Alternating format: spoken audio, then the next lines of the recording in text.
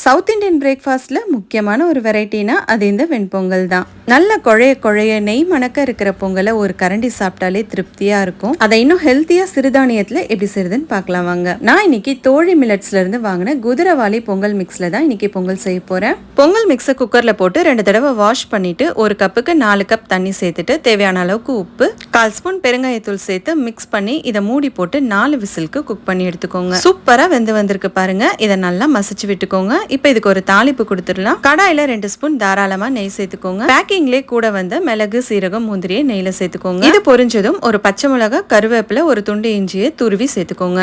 இப்போ இந்த தாளிப்பை பொங்கல சேர்த்து மிக்ஸ் பண்ணி இறக்குனீங்கன்னா சூப்பரான குதிரவாளி பொங்கல் ரெடி. இதே மாதிரி அவங்க கிட்ட 5 விதமான சிறுதானிய பொங்கல் மிக்ஸ் அவைலபிளா இருக்கு. இது மட்டும் இல்லாம கருப்பு கவுனி, மாப்பிள சம்பா, முளைக்கட்டிய கேழ்வரகு, சிறுதானியம், கொள்ளு, பாரம்பரிய அரிசி கஞ்சின்னு வெறும் 89 ரூபாயில இருந்தே இவங்க கிட்ட கிடைக்கும். மொத்தம் 24 வகையான கஞ்சி மிக்சஸ் ரெடி பண்றாங்க. ஆட் ஆன் பெனிஃபிட்டா வல்லார, முடக்கத்தான், முருங்கை, மணத்தக்காளி மாதிரியான ஏதாவது ஒரு கீரையை ஒவ்வொரு கஞ்சி மிக்ஸ்லயும் ஆட் பண்ணி கொடுக்குறாங்க. இந்த சூப்பரான கஞ்சி மிக்சஸ் எல்லாம் 2 ஹவுஸ் ஒய்ஃப் சேர்ந்து செய்யறாங்க. வெயிட் லாஸ்க்கு பெஸ்ட் ரிசல்ட்ஸ் தர இந்த ப்ராடக்ட்ஸ்க்கு வேர்ல்டு வைட் ஷிப்பிங்கும் அவைலபிளா இருக்கு. வாட்ஸ்அப் அண்ட் வெப்சைட் டீடைல்ஸ் ஸ்கிரீன்ல கொடுத்திருக்கேன். பேஜையும் டேக் பண்றேன், செக் பண்ணி பாருங்க. தேங்க்ஸ் ஃபார் வாட்சிங்.